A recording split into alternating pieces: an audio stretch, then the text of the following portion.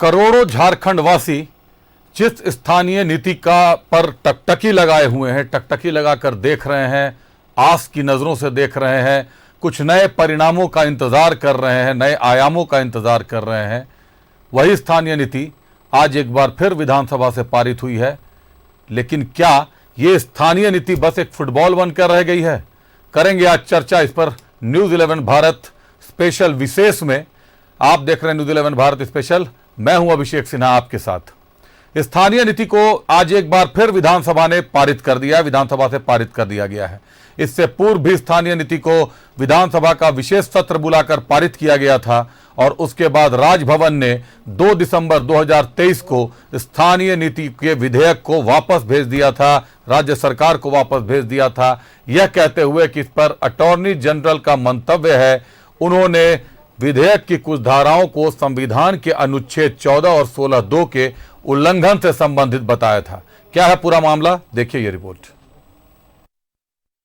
1932 के खतियान पर आधारित स्थानीय नीति से जुड़ा विधेयक पारित, राज्यपाल का सुझाव दरकिनार, बिना कोई संशोधन के विधेयक पारित। 1932 के खतियान पर आधारित स्थानीय नीति से जुड़ा विधेयक सदन से फिर पारित हो गया। सरकार ने राज्यपाल के सुझाव को दरकिनार करते हुए बिना किसी संशोधन के विधेयक को पारित करा लिया। मुख्यमंत्री हेमंत सोरेन ने कहा कि भारत के अटॉर्नी जनरल के हवाले से राज्यपाल ने जो संदेश दिया है उसका इस विधेयक से कोई लेना देना नहीं है कि अटॉर्नी जनरल द्वारा दिए गए परामर्श तर्कसंगत नहीं लगता है। वर्तमान विधेयक में किसी तरह के परिवर्तन की आवश्यकता नहीं है। मुझे लगता है ये नौकरी देना या यहाँ के लोगों को न्याय देना प्राथमिकता नहीं है। इसको कानूनी अड़चन में, कानूनी पेच में फंसाए रखना है। 2000 के बाद लगातार जब से झारखंड बना है तब से इस विषय को लेकर के बातें होती है। एक पूरे झारखंड की जनता ये चाहती है कि इस विषय का समाधान निकले। सीएम ने कहा कि अटॉर्नी जनरल का परामर्श तर्क संगत नहीं है। इस पर महाधिवक्ता से भी राय ली गई है। इस विधेयक के 9वीं अनुसूची में शामिल होने से जुडिशियल रिव्यू नहीं हो पाएगा। वहीं विपक्ष ने सरकार की मंशा पर सवाल उठाए हैं। नेता प्रतिपक्ष ने कहा कि राज्यपाल के सुझाव पर अमल नहीं करने पर विधेयक कानूनी पेच में फंस जाएगा।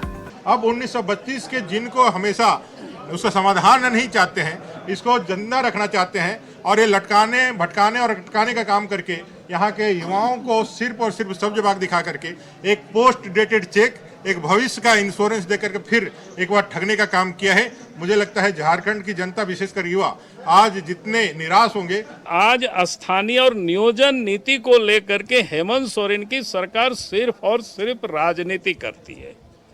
झारखंड के नौजवानों के साथ वो छल कर रही है, झारखंड वासियों को वो धोखा दे रहे हैं।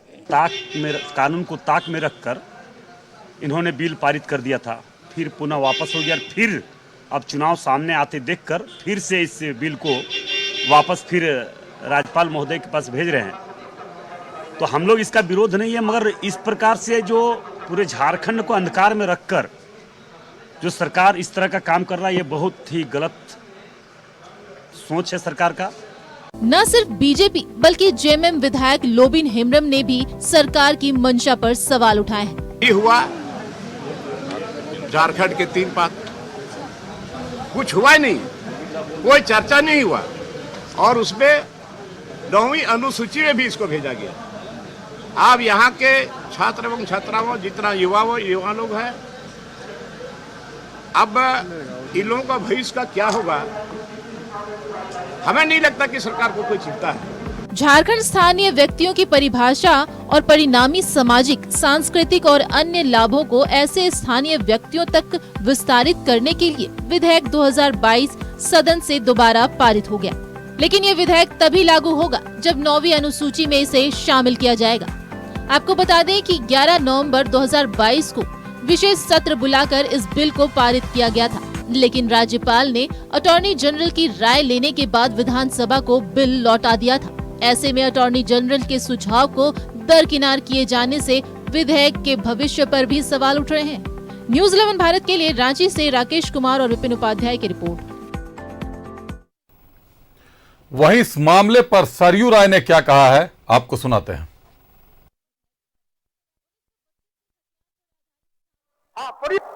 हजारीबाग जिला के बरकागांव प्रखंड के गोंदलपुरा में अडानी इंटरप्राइजेस के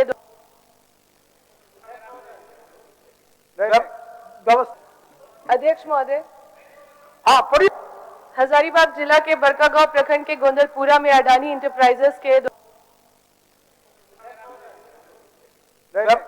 व्यवस्था का क्या प्रश्न? मेरी दो है। पहली व्यवस्था तो ये है, अटॉर्नी जनरल का जो सलाह है उसको मुख्यमंत्री या विधानसभा अध्यक्ष के पास भेजकर एक अवसर था कि मुख्यमंत्री इसमें संशोधन करते, संविधान के जो प्रावधान कह रहे हैं उसके अनुरूप इसमें कुछ चीज़ों को जोड़ देते, अटॉर्नी जनरल की राय को मान लेते। तो अटॉर्नी जनरल ने तो कहा है कि आप जो परिभाषा कर रहे हैं स्थानीय की, इससे असहमत होने का कोई कारण नहीं है, मगर आप 100% सीट उस स्थानीय को ही देंगे और दूसरे को आवेदन नहीं देने देंगे, ये संविधान के अनुरूप नहीं है। संविधान की धारा 14, 16, 2 इसके अनुरूप नहीं है। हम संविधान की शपथ लेकर विधायक बनते हैं, संविधान की शपथ लेकर मुख्यमंत्री बनते हैं, मंत्री बनते हैं, और जब संविधान के प्रावधान की बात आती है विधानसभा के सामने तो हम मुकर जाते हैं। कहीं इसका हश्र वही होगा, ढाक के 3 पद वाली स्थिति होगी, फिर महामहिम के यहाँ जाएगा, फिर महामहिम अटॉर्नी जनरल के कमेंट के आलोक में जो संविधान का मौलिक अधिकार अनुच्छेद 14 और 16 2 का जो उल्लंघन की बात है उसको करते हुए फिर वापस आएंगे। तो ये फुटबॉल की तरह इस कोने से उस कोने और उस कोने से इस कोने तक ये 1932 खतियाना आधारित नीति आता और जाता रहेगा। यथावत फिर से लाया जाता है विधानसभा में, तो उसमें किसी भी बहस की, किसी चर्चा की कोई ज़रूरत नहीं। तो ये उसका आंकड़ा दे दें कि जो इनकी नीति थी उसमें 95% यहाँ के लोग नियोजित हुए हैं, तो हम विचार करेंगे उस पर कि हाँ हम भी यहाँ, और हम तो बीच का रास्ता निकाल ही रहे हैं, नियुक्तियाँ निकल रही हैं, ऐसा नहीं है, हमारे बहुत सारे विज्ञापन निकल रहे हैं।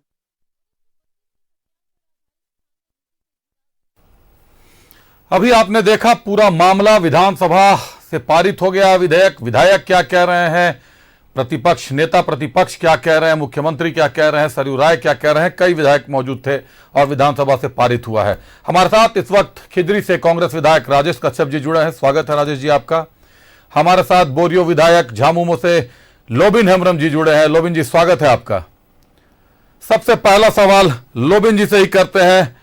लोबिन जी, एक बार फिर आज विधानसभा से स्थानीय नीति को पारित कर दिया गया। पारित तो किया गया लेकिन बिना किसी संशोधन के। जब राजभवन से वापस लौटा था मंतव्य के साथ, अटॉर्नी जनरल का मंतव्य था, साफ लिखा हुआ था कि किन किन संविधान की किन धाराओं का उल्लंघन है, मौलिक अधिकार धारा 14 और 16 2 का उल्लंघन बताया जा रहा था। उसके बावजूद उसमें किसी तरह की सुधार की कवायद नहीं की गई, उसको एज इट इज हूबहू बिल्कुल उसी तरीके से वापस फिर से राजभवन भेज दिया गया है। आखिर जनता जो टकटकी लगाकर देख रही है, क्या निष्कर्ष निकलेगा इसका? देखिए, मैं तो पहले ये कहूंगा कि इधर उधर की बात न करें, इधर उधर की बात न करें, कारवां लूटा क्यों।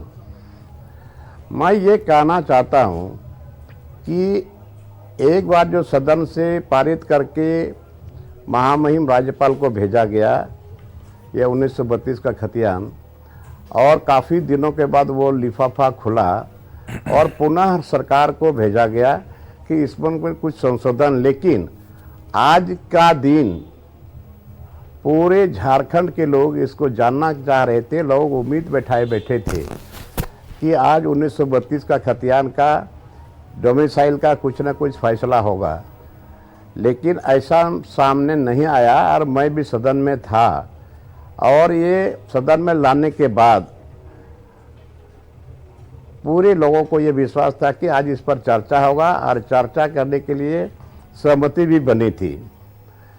और मैं भी सदन में था और हमको पूरा विश्वास था कि इसमें चर्चा किया जाएगा, और बहुत लोगों की तरफ से बहुत तरह की बातें आएंगी और कहाँ तक संशोधन की बात है। लेकिन ऐसा नहीं हुआ, और बिना बहस कराए, बिना चर्चा कराए इसको पास करवा दिया।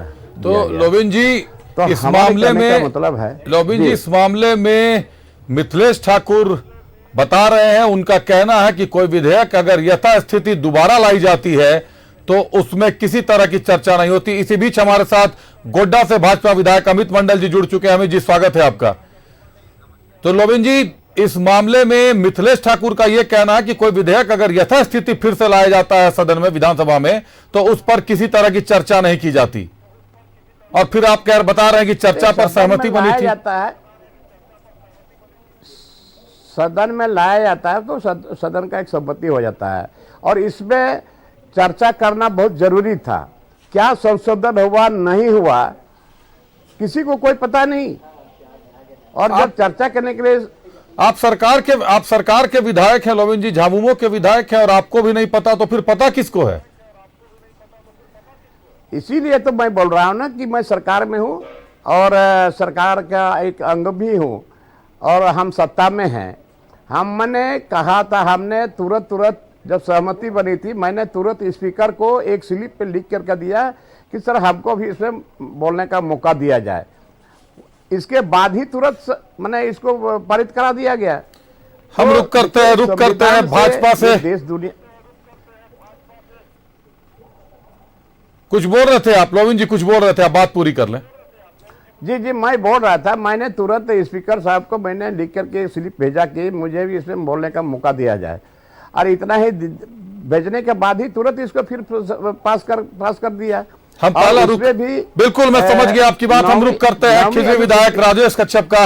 राजेश जी झामुमो से विधायक है, बोरियो से काफी पुराने साथी हैं गुरुजी शिबू सोरेन के, बता रहे हैं कि मैंने लिखकर स्पीकर को दिया कि मैं चर्चा करना चाहता हूं, कुछ बोलना चाहता हूं, विचार रखना चाहता हूं, उसके बावजूद आनन फानन में विधेयक पारित कर दिया गया। आखिर इतनी जल्दबाजी क्यों है? सबसे पहले मैं कहना चाहूँगा कि लोबिन हेम्ब्रोम जी एक वरिष्ठ विधायक हैं, और पूरे संसदीय कार्य प्रणाली को इनसे बेहतर और कौन जान सकता है। आज कई एक बार के विधायक है, और संसदीय जीवन आज तक इन्होंने बड़ी लंबी जीवन की यात्रा की है। देखिए, 2-3 बातें हैं। सबसे पहले है कि ये जो विधेयक आया, इस विधेयक को हूबहू राज्यपाल महामहिम को वापस कराया गया कि आप विधेयक पास करके उसको फिर से भेजा गया। देखिए, आप गौर करेंगे कि राज्य अलग होने के बाद में छत्तीसगढ़ और उत्तराखंड में ये स्थिति नहीं आई, लेकिन हमारे प्रदेश में, चूंकि हमारे प्रदेश में एक प्रमुख कानून जो है, एक प्रमुख व्यवस्था भी है यहाँ पे, और यहाँ पे आप देखेंगे कि 23 वर्षों के बाद में भी आज भी राज्य को एक स्थिरता मिलनी चाहिए थी। यहाँ के युवाओं को आज भी एक नौकरी का अवसर मिलना चाहिए था, व्यवसाय का अवसर मिलना चाहिए था, लेकिन आज हर नौकरियां यहाँ पे आप देखेंगे कि कानूनी दांवपेच में फंसी हुई है। अभी हाल के दिनों में आप देखेंगे कि फिर एक शिक्षक की नियुक्ति फिर वो फिर टल जाता है। नहीं, लेकिन इसे फंसा कौन रहा है राजेश जी? देखिए, सरकार आपकी है, कानूनी दांवपेच में कौन फंसा रहा है? हमने विधायक, स्थानीय नीति का विधायक हमने लाया, महामहिम को हमने भेजा, विधेयक बना करके हमने भेजा जी।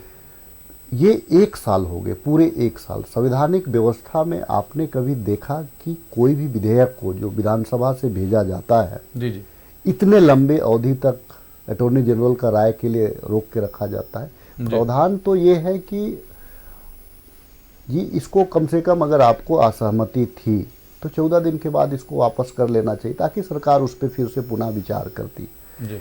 लेकिन ऐसे नहीं हुआ। यहाँ पे फिर से आपका 1 साल, पूरे 1 साल के बाद में इस विधेयक पे ये टिप्पणी कहा जा रहा है कि आखिर आपको अगर कुछ सुझाव देने हैं आप उसको वापस कर सकते हैं, लेकिन आपने वापस नहीं किया। तो क्या जनता अगला 1 साल और इंतजार करेगी राजेश जी स्थानीय नीति के लिए? नहीं, देखिए, अगर आप क्योंकि स्थितियां तो बदली नहीं है। केंद्र में आप जो आरोप लगा रहे हैं, देखिए केंद्र में राजेश जी मेरी बात पूरी होने दें। केंद्र में आज भी भाजपा की सरकार है।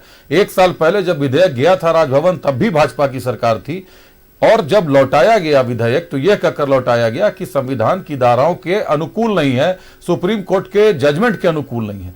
1 साल का समय लगा, मैंने मान लिया, लेकिन उसमें जो मंतव्य दिए गए उस पर बिना किसी कार्रवाई के एक बार फिर सरकार ने आज पारित कर वापस से भेज दिया राजभवन। जनता राज्य की जनता जो आप लोगों पर भरोसा कर रही है, टकटकी लगाकर इस विधेयक को देख रही है, स्थानीय नीति का इंतजार कर रही है, क्या जनता 1 साल और इंतजार करेगी राज्य और केंद्र सरकार के बीच चल रहे इस फुटबॉल मैच का? देखिए, आपको याद होगा कि जो बाबूलाल मरांडी जी के द्वारा लाया गया जो नियोजन नीति था जी, उसके अगेंस्ट में आपने देखा होगा कि माननीय न्यायालय के पास में मामला गया। जी जी। और माननीय न्यायालय ने उसको संशोधन के लिए उसको वापस किया। देखिए, तो ये जो इसीलिए सरकार ने, चूंकि ये जो मामला है, क्योंकि बहुत सारे मामले ऐसे होते हैं कि आपको केंद्र से आपको इसकी आवश्यकता है, नहीं तो फिर ये माननीय न्यायालय के फिर जाता, चैलेंज होता फिर एक लंबी अवधि, तो फिर स्थिरता कब मिलेगी राज्य को? स्थिरता अभी भी कहां मिल रही है? हम रुक करते हैं। हमारे साथ अमित मंडल है, भाजपा विधायक है गोड्डा से। अमित जी कह रहे हैं राजेश कच्छप जी की राज्य को स्थिरता देने के लिए 9वीं अनुसूची में डाला जा रहा है, डालने के लिए आग्रह किया जा रहा है। क्या 9वीं अनुसूची में डाल मात्र देने से राज्य को स्थिरता मिल जाएगी? देखिए, मुझे ऐसा लगता है कि जितने भी माननीय सदस्य हैं पैनल में, उनकी बातों को मैंने नहीं सुना, लेकिन जिस जो निकल के आ रहा है वो ये है कि हम लोग चाहते हैं कि 1932 खतियान लागू हो। मैं एक बात आपको स्पष्ट करना चाहता हूं कि भारतीय जनता पार्टी ने भी इसका समर्थन किया सदन के अंदर कि 1932 खतियान लागू हो। इनफैक्ट हम लोगों ने यह भी कहा कि यदि इसको जल्द से जल्द स्टेट के माध्यम से ही रखकर इसका नियमावली पास करा दिया जाए तो ज्यादा सरल होगा। इन लोगों को बहुत चीज की टेक्निकल जानकारी नहीं है, जिसकी वजह से दिक्कत समस्याएं आती है। आपको याद होगा कि 1985 पे जब हम लोगों ने डोमिसाइल पॉलिसी लाया था तो कैबिनेट का डिसीजन था और एग्जीक्यूटिव ऑर्डर पे ही वो पास हो गया था। जब आपको 85 लाना है तो तुरंत हो जाएगा, 32 लाना है तुरंत हो जाएगा। केंद्र की तरफ आपको देखना ही नहीं है। अगर केंद्र की तरफ आप देखते हैं, इसका मतलब आप चीजों को उलझाना चाहते हैं। हम लोगों का डे 1 से स्टैंड है कि आप इसको कैबिनेट से पास करा के एग्जीक्यूटिव ऑर्डर निकाल के इसको विधानसभा तक नहीं लाइए, अपना ये निकाल दीजिए कि आज की डेट से 1932 लागू हो गया तो लागू हो गया, जैसे 85 लागू हुआ था। ये कोई किसी छिपे छिपाए बात नहीं है। हम लोग सरकार के विपक्ष में होने के बावजूद सरकार का 1932 को लेकर समर्थन कर रहे हैं। हम चाहते हैं कि यहाँ पर स्थानीय लोगों को हमें जी आप लोग तो हमें जी आप लोग 1985 का भी आप लोग 1985 का भी समर्थन करते हैं, आप लोग 1932 का भी समर्थन करते हैं, आप लोग दोनों साल का समर्थन करते हैं। अभी आप मेरी बात पूरी होने दें अमित जी, मेरी बात मैं बता रहा हूं, मेरी बात पूरी होने दें। 2016 में जिस संकल्प की आप बात कर रहे हैं, 2016 में पूर्व मुख्यमंत्री रघुवर दास ने वो संकल्प जारी कर दिया था और 1985 लागू हो गया था, जो आज तक चल रहा है। स्थानीय जिनको सर्टिफिकेट बनाना होता है वो सीओ और सीआई के चक्कर काट रहे हैं और आगे आज तक चलेगा। 85 आज तक चलेगा और फ्यूचर में भी चलेगा, क्योंकि 1932 जिस रूट से ये लोग ले जा रहे हैं वो जिंदगी में कभी इंप्लीमेंट नहीं होगा। और 1985 का आज भी हम लोग कह रहे हैं कि जो सरकार हमारी 85 लाई थी, किस माध्यम से किस तरीके से लाई थी, ये मैं आपको बताने का प्रयास कर रहा हूं। नहीं तो आप सरकार की मंशा ठीक होती तो वो 85 में भी सरकार की मंशा ठीक होती, वो 85 में भी नियोजन कर देती और स्थानीय को प्राथमिकता दे दी। लेकिन सरकार की मंशा वो नहीं है। सरकार की मंशा चीजों को उलझाने का। तो 1932 लाकर जो नया सगुफा सरकार ने छोड़ा, हम लोगों को ऐसा लगा भारतीय जनता पार्टी को कि यदि अगर 1932 लेके वो नौकरी देना चाहते वही सही, तो हम लोगों ने कहा कि हम इस चीज का भी समर्थन करेंगे। लेकिन ना ये 1932 ला रहे हैं और ना ही वहां पे नौकरी दे पा रहे हैं। तो मुझे लगता है कि एक तरह से तो ये कहना एकदम लाजमी होगा कि ना हम खेलेंगे ना खेलने देंगे, यही वाली स्थिति कर दिया कुछ तो नहीं। लेकिन कमोबेश उसी स्थिति में भाजपा भी खेल रही है, 1985 को भी समर्थन करती है, 1932 को भी समर्थन करती है। राजेश कच्छप जी हमारे साथ जुड़े हुए हैं। राजेश जी, अमित जी कह रहे हैं कि एक संकल्प से जारी की जा सकती है कि 1 लाख नौकरी करते। जी बिल्कुल, अमित जी कह रहे हैं कि 1985 का कट ऑफ डेट है वो आगे भी रहेगा और 1932 को भी अमित जी समर्थन करते हैं। आपकी समझ में कुछ बात आई कि दोनों वर्षों को समर्थन आखिर कैसे हो सकता है? भाजपा दोनों नाव पर पैर रखे हुए है। राजेश जी आपसे सवाल पूछ रहा हूं।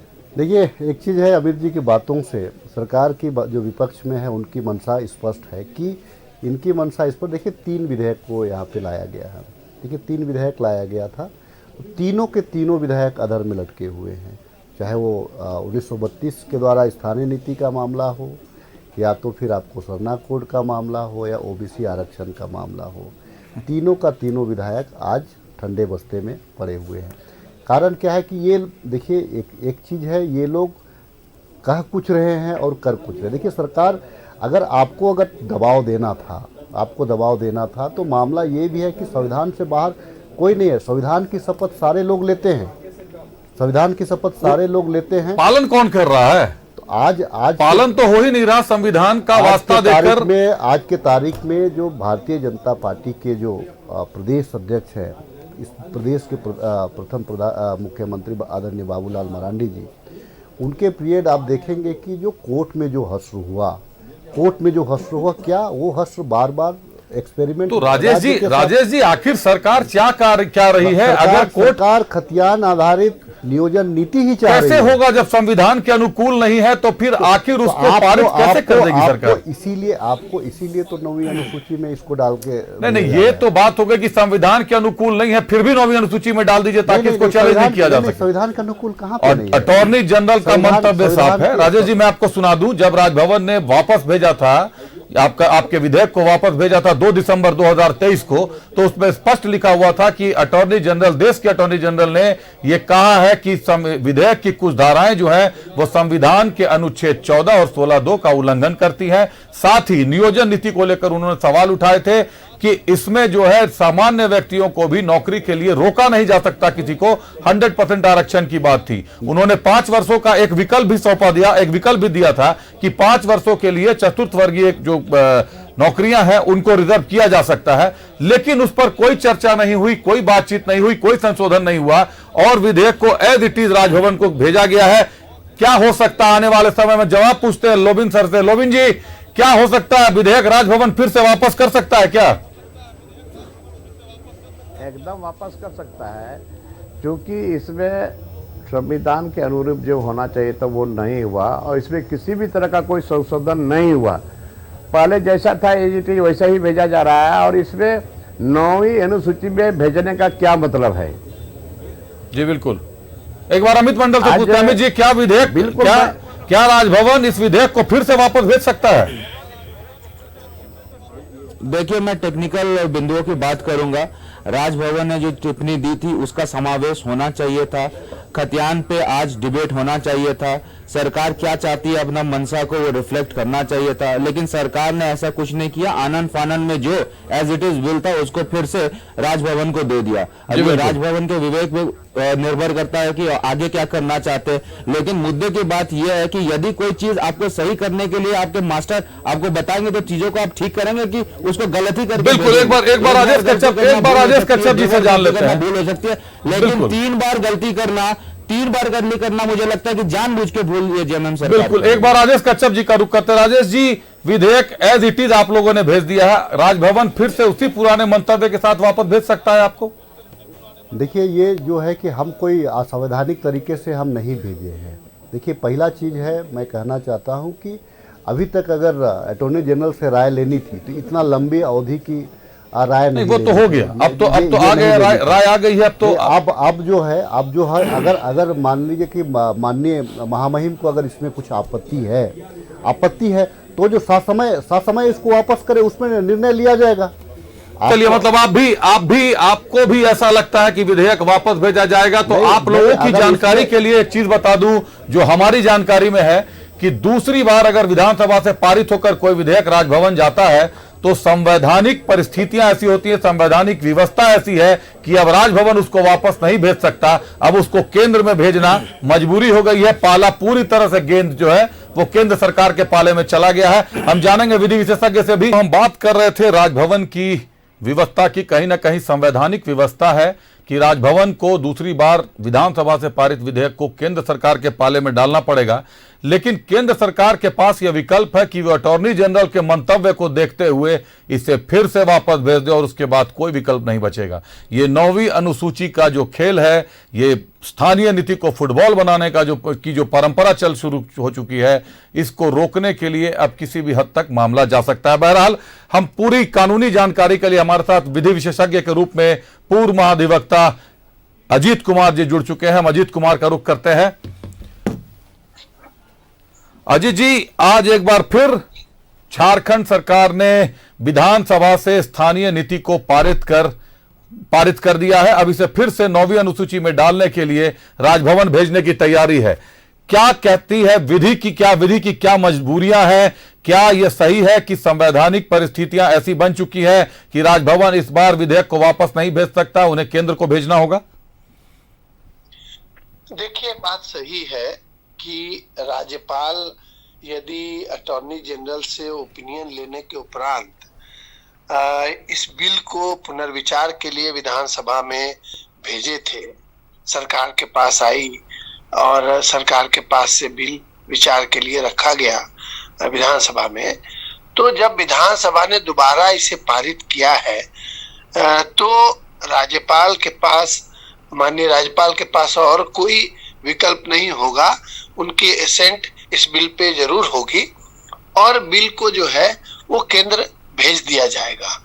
इस पे कानूनी पक्ष तो यही कहता है, परंतु सबसे बड़े दुख की बात यह है कि इस विधेयक या इस बिल में एक शर्त लगी हुई है जी कि ये विधेयक या बिल तभी लागू हो सकेगा जी जब ये संविधान 9वीं अनुसूची में जुड़ पाएगा जी। तो ये एक हेतु मजबूत वाला सवाल है। ऐसी शर्त लगी है जिसपे इस बिल के इम्पोर्टेंस को, इस बिल के कानूनी पहलू को केंद्र को भी देखना है और ये मामला जब केंद्र के पास जाएगा तो एक डिफेक्टिव बिल की तरह से अगर संवैधानिक पहलुओं को दोबारा विधानसभा ने नहीं देखा है या सरकार ने यही समझा है कि खींचातानी में ये किसी तरह से बिल राज्यपाल के जरिए अन्य बिल से ये पढ़ा रहे, तो मैं समझता हूं कि राज्य सरकार है, यदि इस संवैधानिक व्यवस्था में राज्यपाल ने सोच समझ करके और एक वैधानिक ओपिनियन लेते हुए इसे पुनर्विचार के लिए भेजा था, तो मैं समझता हूं कि सरकार की मंशा साफ होनी चाहिए थी। लोगों के प्रति अगर ये ईमानदार है और इस बिल को, स्थानीयता के बिल को इस राज्य के लोगों के हित में लाना चाहते हैं, तो जरूर इनको पुनर्विचार करना चाहिए था और संवैधानिक पहलुओं को देखते हुए बिल को सुधार करके भेजना चाहिए था। और ये भी बात है कि ये राज्य सरकार के अधिकार क्षेत्र का मामला है।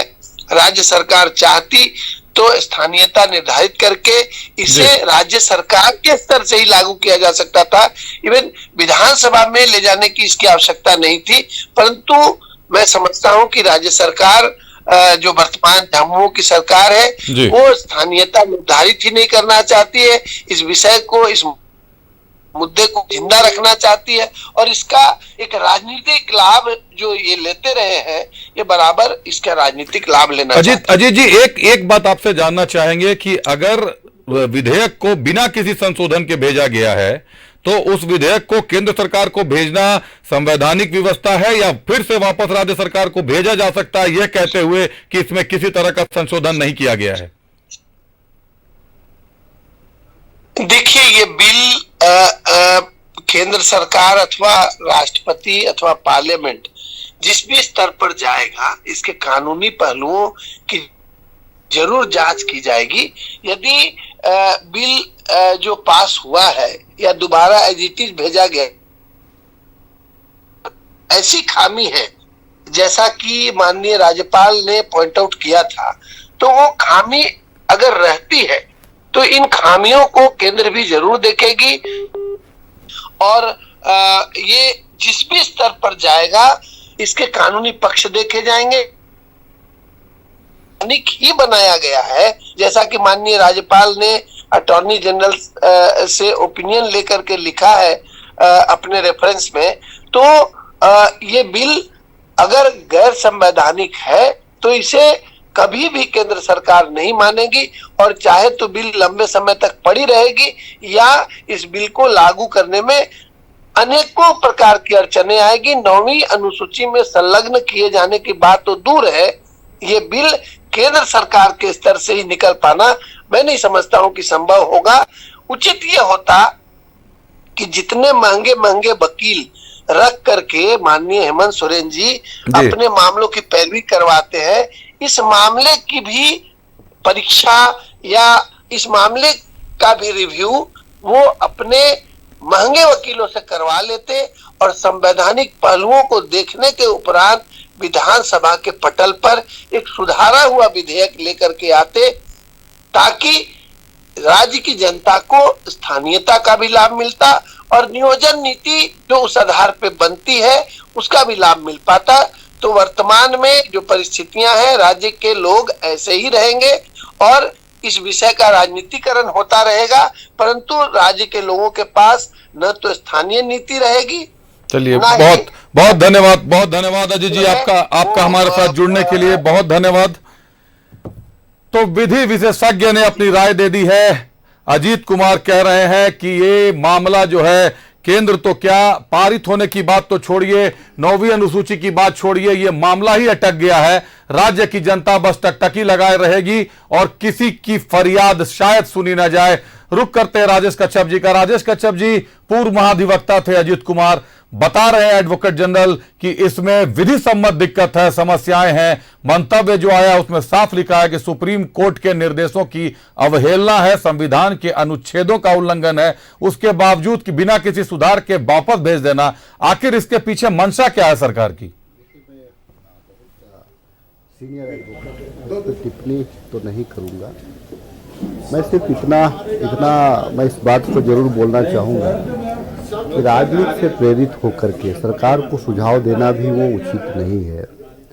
अगर आप चूँकि अटॉर्नी जनरल रह चुके हैं, हमारे राज्य के एक प्रमुख स्तंभ हैं और विपक्ष का भी काम है, चूँकि अगर आप विपक्ष की भूमिका में ही अगर सुझाव देना चाहते हैं तो सारे लोगों का वेलकम होता है सरकार में।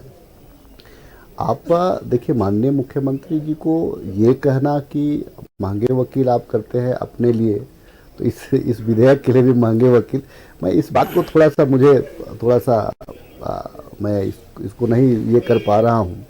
खैर, इन्होंने जो सुझाव दिया है तो आप लोगों में सरकार में तो कुछ चर्चा हुई होगी विधेयक लाने और पारित करने के लिए, क्योंकि लोबिन जी तो कह रहे हैं कि कोई चर्चा ही नहीं हुई है। देखिए, लोबिन जी सही कह रहे हैं, लोबिन जी कोई गलत नहीं कह रहे हैं।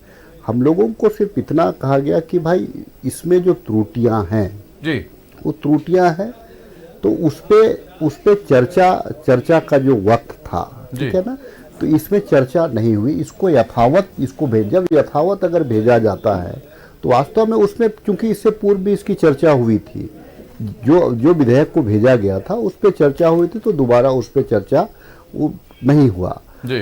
तो अब हमारा ये कहना है कि अब केंद्र की भी जो मंशा है, केंद्र की जो झारखंड प्रदेश के लिए जो मंशा है, वो मंशा भी तो स्पष्ट होनी चाहिए। अमित मंडल जी सीधे केंद्र पर डाल रहे हैं। राजेश कच्छप जी कह रहे हैं कि अब केंद्र की मंशा देखने का समय आ गया है, जबकि विधि विशेषज्ञ कह रहे हैं कि इसमें टेक्निकल फॉल्ट है, कानून सम्मत नहीं है, संविधान की धाराओं का उल्लंघन हो जाएगा, तो ये मामला, ये विधेयक जो है अब लटका रहेगा। तो क्या ये ठीकरा केंद्र पर फोड़ने की पूरी तरह से तैयारी की गई है? आप जो सोया हुआ है उसको जगा सकते हैं, जो सोने की एक्टिंग कर रहा है उसको नहीं जगा सकते। ये सरकार सोने की एक्टिंग कर रही है। ये सरकार को पता है कि कहाँ दिक्कत, कहाँ समस्या है। ये सरकार को पता है कि अगर हम लोग राज्य स्तर पर ही अगर इसको पास कर देते तो कोई दिक्कत नहीं होती। अगर आप 9वीं अनुसूची के पास केंद्र में भेज रहे हैं तो कई अब पहलू आ जाएंगी। जो अटॉर्नी जनरल फॉर इंडिया ने अपना मंतव्य दिया था, उस मंतव्य का समावेश कहाँ हुआ इस बिल में, अब तो चर्चा इसकी होगी और केंद्र सरकार के पास ये ठंडे बस्ते में चला जाएगा। वहां पर आज झारखंडी युवा जो है वो ये कह रहा है कि मैं मूलवासी हूं, मैं यहाँ का आदिवासी हूं, मुझे नौकरी नहीं मिल रहा, मुझे राज्य सरकार केंद्र सरकार से कोई मतलब नहीं है, मुझे नौकरी चाहिए, नौकरी दो। ये हेमंत सोरेन की सरकार जो 1932 का जो शगुफा छोड़ दी है, तो मुझे लगता है कि आने वाले दिन में एक नौकरी भी नहीं दे पाएगी और मूलवासी को उसका हक नहीं दे पाएगी। सबसे बड़ा समस्या और कॉन्स्टिट्यूशनल क्राइसिस यहाँ पे उत्पन्न हो गया है। मुझे लगता है कि फुटबॉल की तरह 1932 को फेंका जा रहा है। इन लोगों की मनसा ठीक नहीं है। अगर मनसा ठीक रहती तो मुझे लगता है कि ये नियम संगत काम करते। मान के चलिए कि अगर कोई टिप्पणी आई भी है तो इसका समावेश हो जाना चाहिए था सदन के अंदर, ताकि वो और मजबूती के साथ अपनी बात केंद्र को रख सके। कल की डेट में अगर चैलेंज हो जाएगा ये बिल तो उसके बाद फिर अधर में पूरी नौकरी और पूरी वैकेंसीज अटक जाएगी, उसका जिम्मेदार कौन होगा? हम लोगों ने तो 85 आज करके भी 1 लाख अटक रहा है सरकार को भाई, दे दी। आज भी 32 का नौकरियां सुविधा अटक जो रही हम लोगों है। ने छोड़ा, आज की डेट में ना हम 85 के रहे, ना 32 के रहे, ना नौकरी हो रही है, ना कुछ हो पा रहा, ना जेएसएससी हो रहा, ना जेपीएससी हो रहा। आखिर ये सरकार करना क्या चाह रही है और इनकी मंशा क्या है? इसलिए मुझे सरकार की मंशा पे डाउट है। सरकार जानती है कि 5 लाख सरकारी नौकरी नहीं दे पाएगी, सरकार जानती है कि हर युवाओं को हम लोग सरकारी नौकरी नहीं दे पाएंगे, जेएसएससी जेपीएससी ठीक से कंडक्ट नहीं कर पाएंगे, स्थानीय नीति नहीं बना पाएंगे, नियोजन नीति नहीं बना पाएंगे। इन सबको छिपाने के लिए सरकार इतना ड्रामा और नौटंकी कर रही है। मुझे लगता है सरकार की अगर मंशा ठीक रहती तो ये चलिए मंशा सीधे सरकार से पूछ लेते हैं, लोबिन हेम्ब्रम से पूछ लेते हैं। झामुमो के काफी सीनियर लीडर है, काफी सीनियर नेता है, लोबिन हेम्ब्रम से पूछ लेते हैं क्या मंशा है सरकार की। लोबिन जी देखिए, मैं तो ये कहना चाहूंगा, ये माननीय मुख्यमंत्री जी का चुनावी एजेंडा में था जी कि मैं आशा नीति लागू करूंगा, लेकिन उसमें ये नहीं कहा गया था कि मैं इसको 9वीं सूची में भेजूंगा। तो फिर ये अपने ही बात पर जो आप अमल नहीं किए और अभी आप बात को बना करके बोल रहे हैं इसको 9वीं सूची में हम भेजने जा रहे हैं, उस समय क्यों नहीं कहा? और ये एक तरह से राज्य सरकार और केंद्र सरकार के बीच में एक फुटबॉल का खेल खेलना चाहते हैं जी। और ये मैं बता रहा हूँ, ये अधर में लटक जाएगा और यहाँ के लोगों के साथ धोखाधड़ी किया है। अधर में तो लटक गया है सर, बिल्कुल धोखाधड़ी है, लटक गया। मैं तो इसको 9वीं सूची में भेजने का क्या मजबूरी था, क्यों भेजा गया इसको? लेकिन इस पर चर्चा क्यों नहीं हुई? विधानसभा में इस पर चर्चा क्यों नहीं की गई? चर्चा तो हुआ ही नहीं जी, वही पूछना चाह रहा हूं। इसीलिए जब सदन में लाया जाता है, नहीं कैबिनेट में आपने लाया, कैबिनेट में लाने के बाद आप फिर यहाँ इसको सदन में आप रखे, सदन में रखे तो ये सदन का संपत्ति हो गया, उस पर चर्चा होना जरूरी था जी। कोई चर्चा नहीं हुआ और आपने एक तरफ से एकदम सीधे पास कर दिया और उसमें लोबिंदा उसको यथावत ही भेज दिया गया। लोबिंदा राजेश जी बोल रहे हैं कि उसको यथास्थिति भेज दिया गया, यथावत भेज दिया गया। हाँ, नहीं चर्चा होना चाहिए कि नहीं होना चाहिए था, और उसमें क्या खामियां हैं, नहीं खामियां हैं, आपने उससे कोई क्या संशोधन किया? राजेश जी आप कांग्रेस से विधायक हैं, लोबिन जी काफी सीनियर झामुमो से विधायक हैं, गुरुजी के समय के लीडर रहे हैं, वो कह रहे हैं कि ये सरकार का बहुत गलत निर्णय है, बिना चर्चा के आपने विधेयक को पारित कर भेज दिया। कम से कम चर्चा तो करनी चाहिए थी, जो समस्याएं आई थी, जो मंतव्य आया था, उस पर एक संशोधन ही कर लिया जाता, कुछ सुधार ही कर लिया जाता, ताकि भविष्य की उम्मीद कम से कम आस तो जगी रहती। अब तो ये झारखंड सरकार ने पूरी तरह आस ही बुझा दी है स्थानीय लोगों की। नहीं, देखिए लोबिंदा बहुत, मैं फिर से कह रहा हूँ, गुरुजी के बहुत बड़े ये अपने आप को चेला करते हैं। इनका इंटरव्यू भी मैंने देखा है, गुरुजी के बारे ये गाते हुए भी हैं, गुरुजी के आंदोलन में शरीक हुए हैं, आंदोलनकारी भी हैं, राज्य का भलाई चाहते हैं। पर सम्मान कहाँ मिल रहा है उनको? नहीं, ये जो मैं यहाँ पे जो व्यक्तिगत मामलों को मैं इस डिबेट पे नहीं लाना चाहता। और लोबिंदा का एक अपना वजूद है, लोबिंदा की सरकार में भी एक अपनी इज्जत है। मैं क्योंकि बहुत काफ़ी सीनियर मोस्ट है और बहुत दिल के भी अच्छे व्यक्ति हैं, हम लोगों को बहुत कुछ सीखने को मिलता है। मैं इतना कहना चाहता हूँ कि जैसे एक बार माननीय मुख्यमंत्री जी ने कहा था कि 1932 के आधार पे थोड़ा विवादित है। 1932 का 1932 इसीलिए कि जो दक्षिण छोटानागपुर का जो हमारा पार्ट है, संथाल परगना का पार्ट है, बाकी प्रमंडलों में 1932 नहीं है। आप अगर कोल्हान भी अगर चल जाएंगे तो हाँ, ये हो सकता है कि खतियान आधारित अंतिम सर्वे सेटलमेंट का रास्ता, ये एक हमारा राजेश जी एक मिनट, तब तो फिर 32 हाँ जी, बताएं लोबिन जी, बताएं। राजेश जी मैं इसको सदन में पहले भी बोला था और मीडिया में भी बोला है। आपने जो अभी बात कर रहे हैं कि इधर 64 की जो बात कर रहे हैं, तो निश्चित तौर पर वो लोग तो अभी तो फिर आंदोलन छेड़ेंगे।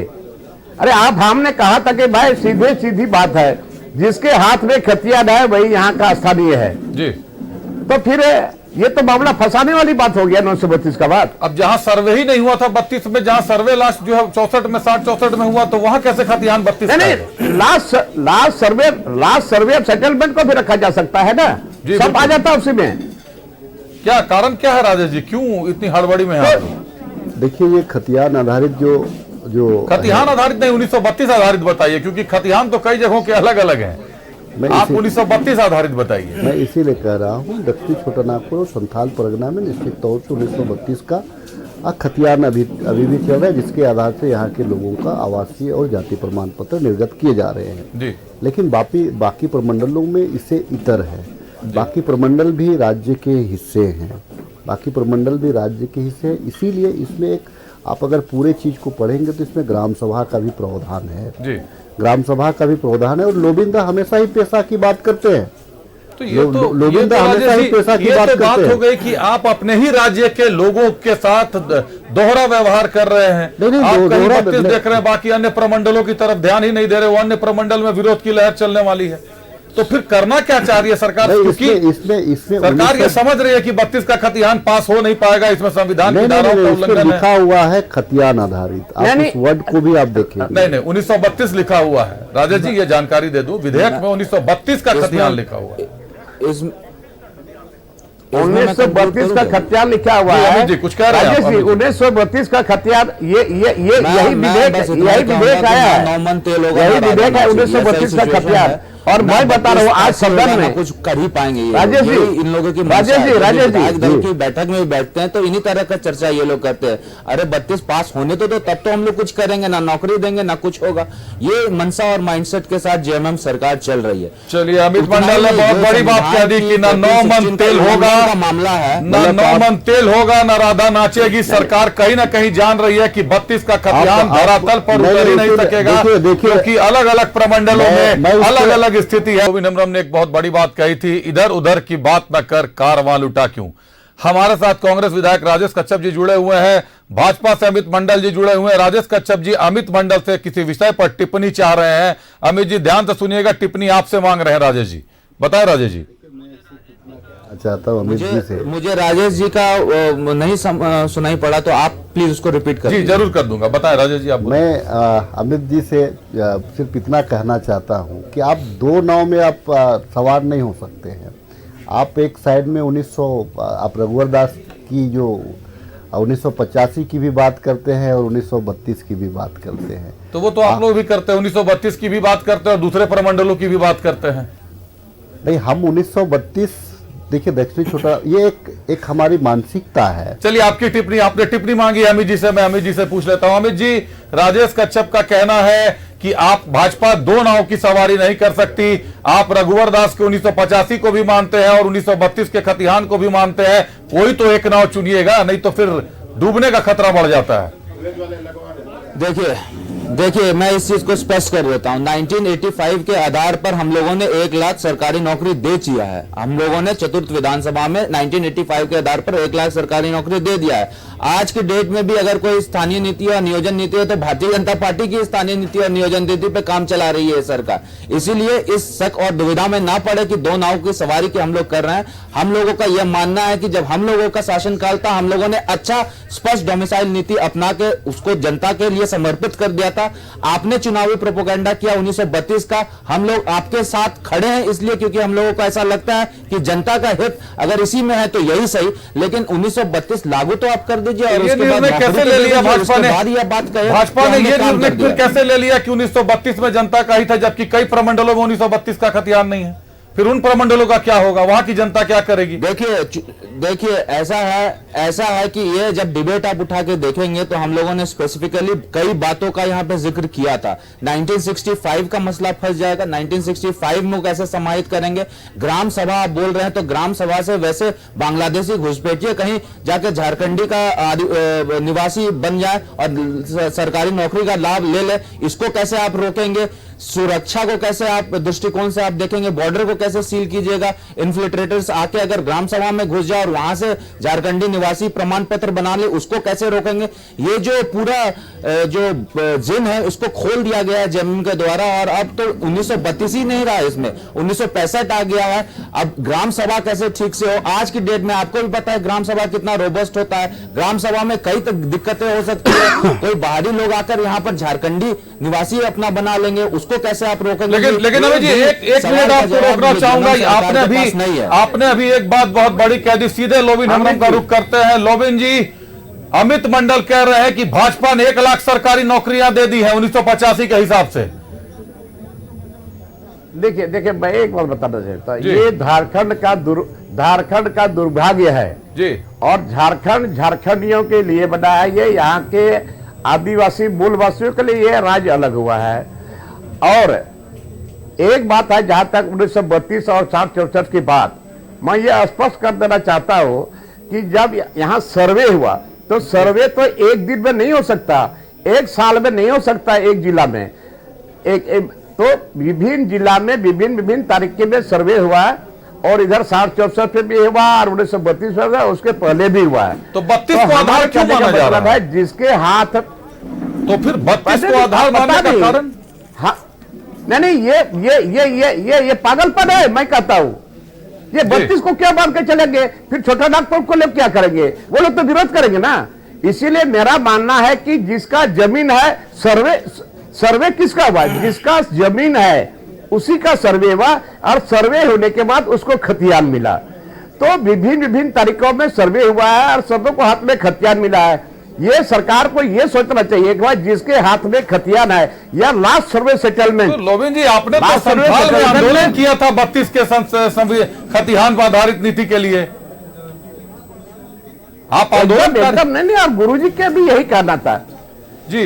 हमारे गुरुजी का भी यही कहना था। जिसके हाथ में खतियान है वो यहाँ का स्थानीय व्यक्ति है, और जिसके हाथ में खतियान है ही नहीं तो फिर वो यहाँ का स्थानीय व्यक्ति कैसे हो सकता है जी। और ये जब स्थानीय नहीं हो सकता है तो ये 3rd ग्रेड 4th ग्रेड में उसका क्या अधिकार बनता है जी? तो स्थानीय कौन है? 32 तो वाला स्थानीय है भाई, या 65 वाले स्थानीय है, या 85 वाले स्थानीय है? सुनिए ना, यही तो सरकार ने गलत किया जी कि आप 1932 को लेकर चल रहे हैं, तो फिर वो 744 वाले क्या करेंगे? उधर भी हंगामा हो जाएगा। तो आपका कहना है कि खतियान को लेकर चलना चाहिए था, ना कि 32 को लेकर चलना चाहिए था? खतियान लेकर चलिए और लास्ट सर्वे सेटलमेंट को चलिए, और जिसके हाथ में खतियान है वही यहाँ का स्थानीय है, और ये 3rd ग्रेड 4th ग्रेड में उसी को प्राथमिकता मिलना चाहिए नौकरी पे। लोविंदा, इसमें एक समस्या, फिर अगर बातों को ही मैं अगर चलूं तो इसमें एक समस्या ये भी है कि जैसे बिरहोर जनजाति है यहाँ पे। क्या राजेश कच्छप कह रहे हैं कि बिरहोर जनजाति है? बिरहोर जनजाति है, आपको लोहरा कम्युनिटी है। अरे भाई, बिरहोर जनजाति है तो ठीक है, अगर उसके हाथ में खतियान नहीं है, उसका सर्वे नहीं हुआ, तो उसको सरकार करे। ग्राम सभा, वो तो सबसे लास्ट का ग्राम सभा है उसकी। बहरहाल मामला पेचीदा हो गया है। लोबिन हेम्ब्रम निश्चित तौर पर झारखंड के लिए लोबिन हेम्ब्रम बहुत बड़ा चेहरा है, अनुभवी चेहरा है। अब लोबिन हेम्ब्रम कह रहे हैं कि मैंने और गुरुजी शिबू सोरेन ने खतिहान की बात की थी, 1932 की बात नहीं की थी। फिर 1932 कहां से आ गया? ये पागलपन है। ये हम नहीं कह रहे हैं, ये झामुमो के कद्दावर विधायक, बोरियो विधायक लोबिन हेम्ब्रम कह रहे हैं। काफी अनुभवी विधायक हैं शिबू सोरेन, जो झामुमो के संस्थापक है। शिबू सोरेन के समय से लोबिन काफी सक्रिय रहे, और अब लोबिन कह रहे हैं कि 1932 की मांग पागलपन है। पता नहीं मामला कहां जाकर लोबिन हेम्ब्रम झामुमो के वरिष्ठ नेता ने कह दिया कि 1932 की मांग एक पागलपन है, खतिहान की मांग करनी चाहिए, खतिहान आधारित नीति होनी चाहिए। लोबिन जी, आखिरी बार आपसे आखिरी सवाल, राज्य की जनता के लिए क्या संदेश है? स्थानीय नीति का आसरा रखे या निराश हो जाए? निराश तो निराश है, हो ही गया, मैं खुद निराश हूं। और एक बात मैं बता देना चाहता हूं कि पहले राजा रजवाड़ जो होते थे वो कुछ भाट लोगों को रखे हुए हैं जी। भाट लोगों को वो रखते थे, चाहे राजा गलती करे या सही करे, वो भाट लोग जो है ना राजा को बने प्रोत्साहित करते थे, बने गुणगान करते थे। तो ऐसे ही ये झारखंड में ये हमारे माननीय जो राजा हैं जी, माननीय राजा श्री हेमंत सोरेन, जो राज्य के जो मालिक है जी, जो यहाँ जो मालिक है, उनके भी पीछे कुछ भाट लोग हैं। आज हमारे गिरिडीह के विधायक संदीप सोनू, मैं बता रहा हूं कोई ये झारखंड का नहीं है, और बहुत विधायक लोग झारखंड के नहीं हैं, और वहां का भी डोमिसाइल और यहाँ का डोमिसाइल ले रहे हैं। तो ये राजा को चलिए अच्छा लोबिन लग जी, रहा है। आपसे लंबी बात करनी पड़ेगी। निश्चित तौर पर आपके पास अनुभव का अर्क है और आपके पास और काफी जानकारियां हैं। लंबी बात भी आपसे करेंगे, आज वक्त बहुत कम है। राजेश कच्छप जी से आखिरी सवाल पूछना चाहेंगे। राजेश कच्छप जी, कब तक फुटबॉल खेलते रहिएगा केंद्र सरकार और राज्य सरकार, और पिसती रहेगी राज्य की जनता? हमारी स्पष्ट मानसिकता है, हमारी सरकार की स्पष्ट मानसिकता है। ठीक है, प्रमंडलों में अलग अलग, लेकिन खतियान आधारित जो हमने जो खतियान या 1932 दक्षिणी छोटानागपुर में हमारे पास भी 1932 का खतियान है। 1932 खतियान आधारित जो हम लोगों ने जो बिल भेजा है, अब महामहिम राज्यपाल अगर उसको केंद्र में अगर भेजते हैं तो कम से कम अगर केंद्र की मंशा अगर स्पष्ट होंगी और राज्य के प्रति अगर उनकी अगर विचार अगर ठीक होंगी तो मुझे लगता है यथावत इस विधेयक को राज्य को एक तोहफा के रूप में देंगे, ताकि यहाँ के जितने भी सरकार के तरफ से शामिल कांग्रेस विधायक राजेश जी कह रहे हैं कोर्ट में ना जाकर केंद्र की मंशा होगी तो यथावत विधेयक पारित हो जाएगा और राज्य सरकार में शामिल झामुमो के वरिष्ठ नेता लोबिन हेम्ब्रम कह रहे हैं कि 1932 की मांग ही बेबुनियाद है, ये पागलपन है। खतिहान आधारित मांग होनी चाहिए, जिसके हाथ में खतिहान है वही स्थानीय है। और जो सबसे मजबूरी वाली बात कह लें, दुर्भाग्य वाली बात कह लें या दुर्दशा वाली बात कह लें, विधानसभा में एज इट इज पारित हो जाता है विधेयक, उस पर न चर्चा होती है कांग्रेस से, न चर्चा होती है झामुमो से। कोई विधायक कुछ नहीं जानते, बस उनको संदेश मिलता है कि विधेयक को पारित कर देना है। जैसा अभी बताया लोबिन हेम्ब्रम ने, राजेश कच्छप ने, विधेयक पारित हो गया। विधेयक पारित होकर फिर राजभवन चला गया, लेकिन उसमें किसी तरह का संशोधन नहीं हुआ। हमने आपको सारे पहलू सुनाए, आगे भी सुनाते रहेंगे। खतिहान पर हमारी नजर है, लेकिन कहीं ना कहीं लोबिन हेम्ब्रम की बात में पूरी तरह सच्चाई है कि राज्य की जनता के लिए यह निराशाजनक कदम है और लोबिन हेम्ब्रम जैसे वरिष्ठ नेता खुद बहुत निराश हैं। बहरहाल मेरे साथ आज न्यूज 11 स्पेशल में इतना ही। सबसे पहले अपने अतिथियों का धन्यवाद राजेश जी, धन्यवाद लोबिन हेम्ब्रम साहब, और मेरे साथ आज इतना ही। नमस्कार।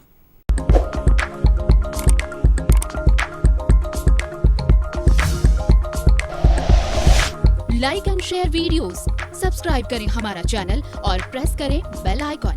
न्यूज़ 11 भारत, सच है तो दिखेगा।